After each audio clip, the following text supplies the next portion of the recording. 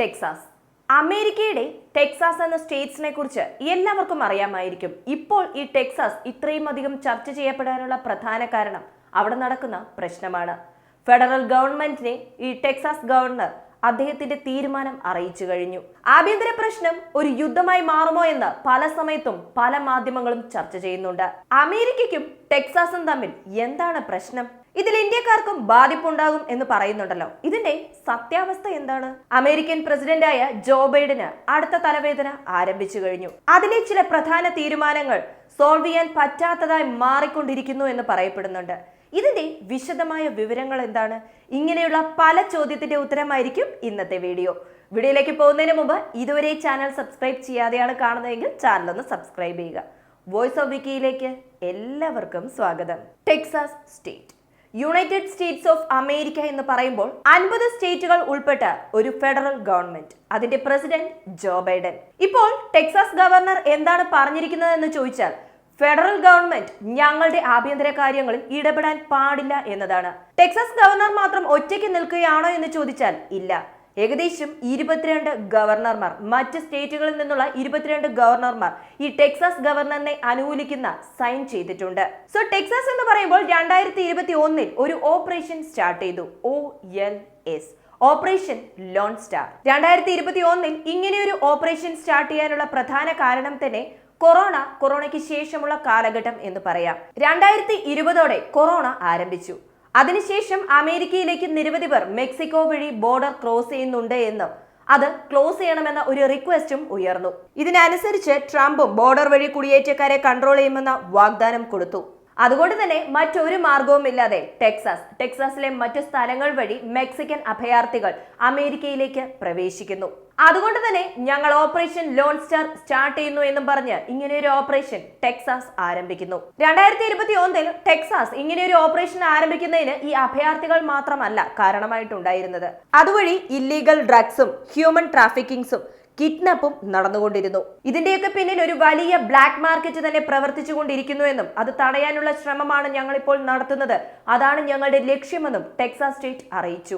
America, Mexico എന്ന് പറയുമ്പോൾ ഇതിൽ അതിർത്തി പങ്കിടുന്ന സ്റ്റേറ്റ്സ് ഏതൊക്കെയാണെന്ന് വെച്ചാൽ Texas, Arizona, California, new Mexico, ഇത്രയും സ്റ്റേറ്റ്സ് മെക്സിക്കോയുമായി ബോർഡർ ഷെയർ ചെയ്തിരിക്കുന്നു. സോ മെക്സിക്കോയിൽ നിന്നും വരുന്ന അഭയാർത്ഥികൾ മെക്സിക്കോയിൽ നിന്നും അമേരിക്കയിലേക്ക് എൻറ്റർ ആകണമെന്നുണ്ടെങ്കിൽ ഞാൻ ഈ പറഞ്ഞ 4-5 സ്റ്റേറ്റ്സിലൂടെ തന്നെ കടക്കേണ്ടി വരും. അതിൽ ഈസിയായി പ്രവേശിക്കാൻ പറ്റുന്നത് ടെക്സാസ് സ്റ്റേറ്റ് വഴിയാണ്. സോ ഇങ്ങനെ വരുന്ന അഭയാർത്ഥികളെ സംരക്ഷിക്കുക, അവർക്ക് ജോബ് ഓപ്പർച്യൂണിറ്റി ഉണ്ടാക്കി കൊടുക്കുക, അവരെ അവരുടെ രാജ്യത്തിൽ ഉൾപ്പെടുത്തുക, അല്ലെങ്കിൽ മറ്റു രാജ്യത്തിലേക്ക് കടത്തിവിടുക. ഇങ്ങനെ ടെക്സാസ് വളരെ വലിയ എമൗണ്ട് തന്നെ ഇതിനു വേണ്ടി ചിലവാക്കുന്നുണ്ടായിരുന്നു. വലിയൊരു എമൗണ്ട് എന്ന് പറയുമ്പോൾ ഒരാൾക്ക് ഏകദേശം $1700 ടെക്സാസ് ഗവൺമെന്റ് ചിലവാക്കിക്കൊണ്ടിരിക്കുന്നത്. അങ്ങനെ വന്നപ്പോൾ ടെക്സാസിലുള്ളവർ ഒരു റിക്വസ്റ്റ് കൊടുക്കുന്നു, ഞങ്ങളുടെ ടാക്സ് ആയിട്ട് വാങ്ങിക്കുന്ന ഈ പണം ഞങ്ങളുടെ പണമല്ല, മറ്റുള്ളവർക്ക് വേണ്ടി ചിലവാക്കിക്കൊണ്ടിരിക്കുകയാണ്. അതുകൊണ്ട് ഇല്ലീഗലായി മാറുന്നവരെ തടഞ്ഞു നിർത്തണമെന്ന റിക്വസ്റ്റ് കൊടുക്കുന്നു. ആ ഒരു റിക്വസ്റ്റിന് പ്രകാരമാണ് ടെക്സാസ് ഗവൺമെന്റ് ഇങ്ങനെയൊരു operation OLS, operation loan star ആരംഭിക്കുന്നത്. അതുമാത്രമല്ല, റേസർവോയർ ആയിക്കോട്ടെ, ലാർജ് വാട്ടർ ബോയിലേഴ്സ് ആയിക്കോട്ടെ, ഇതെല്ലാം അവരുടെ അതിർത്തിയിൽ കൊണ്ടുവയ്ക്കുന്നു.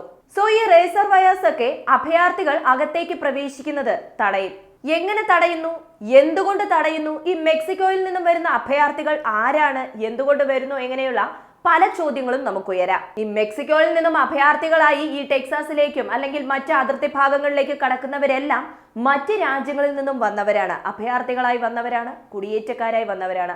ഇതിൽ ഇന്ത്യയും ഉൾപ്പെടും, ഇന്ത്യക്കാരും ഉൾപ്പെടുമെന്നതും ശ്രദ്ധേയമാണ്, നമ്മൾ മനസ്സിലാക്കേണ്ട കാര്യമാണ്. സോ മെക്സിക്കോയിൽ നിന്നും വരുന്ന മജോറിറ്റി പേഴ്സൺസ് അമേരിക്കയ്ക്ക് അടുത്തുള്ള മറ്റു രാജ്യങ്ങൾ, മെക്സിക്കോയിലുള്ളവർ ഗ്വാട്ടമേല, ഹോണ്ടുറാസ്, വെനസ്വേല, ഇങ്ങനെയുള്ള രാജ്യത്തിൽ നിന്നും ആദ്യം മെക്സിക്കോയിലേക്ക് വരും. ഈ മെക്സിക്കോയിൽ എത്തിയവർ അടുത്തതായി എന്തൊക്കെ മാർഗങ്ങളുണ്ട് എന്ന് അന്വേഷിക്കുന്ന സമയത്ത് ഈ മെക്സിക്കോയിൽ നിന്നും ഞാൻ ഓൾറെഡി നേരത്തെ ഒരു 4 സ്റ്റേറ്റ്സ് പറഞ്ഞിട്ടുണ്ടായിരുന്നല്ലോ അതിർത്തി പങ്കിടുന്നു എന്ന്, അതിലേക്ക് കടത്തിവിടാനും അവിടെ നിന്ന് അമേരിക്കയിലേക്ക് പ്രവേശിപ്പിക്കാനും മറ്റ് ഏജൻസികളുണ്ട്. അങ്ങനെ ഈ ഏജൻസികൾ കടൽ മാർഗം, നദിമാർഗം, വനമാർഗം അമേരിക്കൻ ബോർഡറിൽ എത്തിക്കും. വൺസ് ഈ അഭയാർത്ഥികളെല്ലാം അമേരിക്കൻ ബോർഡറിൽ എത്തിക്കഴിഞ്ഞാൽ, അമേരിക്കയിലേക്ക് പ്രവേശിച്ചു കഴിഞ്ഞാൽ, പിന്നീട് അവരെ സംരക്ഷിക്കേണ്ട ചുമതല അമേരിക്കയ്ക്കാണ്. കാരണം അമേരിക്കൻ നിയമം അത് പറയുന്നുണ്ട്. ഇവരെ അഭയാർത്ഥികളെ സംരക്ഷിക്കുക എന്നതും നിസ്സാര കാര്യമല്ല. കാരണം ഇങ്ങനെ പ്രവേശിക്കുന്നവരെ സംരക്ഷിക്കാനും അവർക്ക് റെസിഡൻസ് കൊടുക്കാനും എഡ്യൂക്കേഷൻ കൊടുക്കാനുമുള്ള മറ്റ് ഇതര എക്സ്പെൻസുകളെല്ലാം തന്നെ ഏത് പ്രവിശ്യ വഴിയാണോ എൻ്റർ ആകുന്നത് അവർ തന്നെ കൊടുക്കേണ്ടി വരും. ഇതിൽ ഞാൻ പറഞ്ഞ ആ ബോർഡറിലുള്ള 4 സ്റ്റേറ്റുകളിൽ ഏറ്റവും കൂടുതൽ അഭയാർത്ഥികൾ ടെക്സാസ് വഴി എൻ്റർ ആകുന്നു എന്ന് പറയുമ്പോഴാണ് ടെക്സാസ് ഇങ്ങനെ ഒരു ഓപ്പറേഷൻ സ്റ്റാർട്ട് ചെയ്യുന്നത്. മെക്സിക്കൻ ഇമിഗ്രേഷൻ എന്നത് അമേരിക്ക മെക്സിക്കോ യുദ്ധത്തോടനുബന്ധിച്ചാണ് ആരംഭിച്ചത് എങ്കിലും 2020ഓടെ ഇതിന്റെ അളവ് വളരെയധികം ഉയർന്നു. 2021 ഏകദേശം 1.73 മില്യൺ, അതായത് 17 ലക്ഷം ആളുകൾ അമേരിക്കയിലേക്ക് പോകുന്നു. അത് 2022 നോക്കുകയാണെങ്കിൽ ഏകദേശം 27 ഏകദേശം റൗണ്ട് ആയിട്ട് പറയുകയാണെങ്കിൽ 28 ലക്ഷം ആളുകൾ അമേരിക്കയിലേക്ക് അഭയാർത്ഥികളായി പോകുന്നു. ഇത് 2023 എടുത്ത് നോക്കുമ്പോഴും അപ്പോഴും 28 ലക്ഷത്തോളം ആളുകൾ പോകുന്നുണ്ട്. സോ ഇത്രയും ആളുകൾ അമേരിക്കയിലേക്ക് ഇല്ലീഗലായിട്ട് പോകുന്നു എന്നതായിരുന്നു വലിയ കൺസേൺ ആയിട്ടുണ്ടായിരുന്നത്. ഈ ഒരു കൺസേണിൽ വളരെ പ്രധാനപ്പെട്ട സ്ഥലം എന്നത് റിയോ ഗ്രാൻഡ്. ഈ ടെക്സാസ് സ്റ്റേറ്റിലെ റിയോ ഗ്രാൻഡ് വഴിയാണ് കൂടുതലായും ആളുകൾ അമേരിക്കയിലേക്ക് പ്രവേശിക്കുന്നത്. അത് തടയാൻ വേണ്ടിയിട്ടാണ് ഈ റിയോ ഗ്രാൻഡ് എന്ന സ്ഥലത്തുകൂടി വഴികളിലൂടെയെല്ലാം റേസർ വയർ സ്ഥാപിച്ചിട്ടുണ്ടായിരുന്നത്. ഇപ്പോൾ ഞാനീ പറഞ്ഞ ഈ ഓപ്പറേഷൻ ലോൺ സ്റ്റാർ എന്ന ഓപ്പറേഷൻ നടത്തുന്നത് Texas department of public safety കൂടാതെ മിലിറ്ററി ഡിപ്പാർട്ട്മെന്റും ചേർന്നാണ്. ഇപ്പോൾ ഇങ്ങനെ ഒരു ഓപ്പറേഷൻ സ്റ്റാർട്ട് ചെയ്തതുകൊണ്ട് ടെക്സാസ് ഗവൺമെന്റിന് നിരവധി നേട്ടം ഉണ്ടായിട്ടുണ്ടോ എന്ന് നോക്കുമ്പോൾ അനേകം ചിലവുകളും ഉണ്ടായിട്ടുണ്ട്. ഈ ഒരു ഓപ്പറേഷൻ ആരംഭിച്ചതിന് ശേഷം ഈ ഒരു ഓപ്പറേഷൻ എന്നത് ഏകദേശം 12 ബില്യൺ അമേരിക്കൻ ഡോളർ ചിലവാക്കാൻ കാരണമായിട്ടുണ്ട്. റേസർ വയേഴ്സ് ആയിക്കോട്ടെ 10,000 ആളുകളെ പോലീസുകാരായി ബോർഡറിൽ കൊണ്ടുപോയി നിർത്തി ബോർഡർ ക്രോസ് ചെയ്യാതെ തടഞ്ഞു നിർത്തി അവരെ തിരിച്ചു വിടുന്നതിനും ഏകദേശം ഒരു വർഷം മാത്രം 2 മുതൽ 3 billion American dollar Texas government ചിലവാക്കിയിട്ടുണ്ട്.